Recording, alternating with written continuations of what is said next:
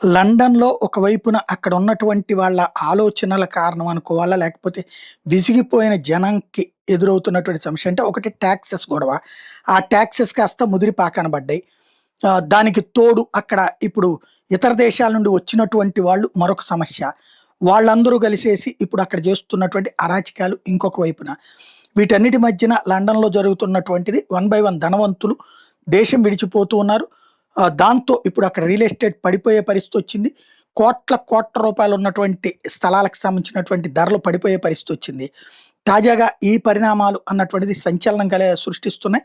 దానికి కారణమైనటువంటి వ్యక్తులు ఎవరయ్యా అంటే ఏకంగా ప్రధానమంత్రే వ్యవహరిస్తున్నటువంటి తీరే దీనికి కారణమైంది. ఇప్పుడు తాజాగా ఏదైతే ప్రపంచ ఫేమస్ అయినటువంటి టామ్ క్రూయిజ్ ఇప్పుడు లండన్ వదిలిపోతున్నాడు. 35,000,000 అంటే వాళ్ళ రూపాయలు పౌండ్లు అంటాం కదా! 35,000,000 పౌండ్ల హోమ్‌ని అమ్మేసేసి అక్కడి నుంచి బయటికి వెళ్ళిపోతున్నాడు. London has declined. It is no longer safe అన్నటువంటి విషయాన్ని ప్రకటించుకొచ్చారు. రాబోయేటటువంటి రోజుల్లో మరింతగా ముదిరి పాకాన పడే పరిస్థితి ఉందని చెప్తున్నారు.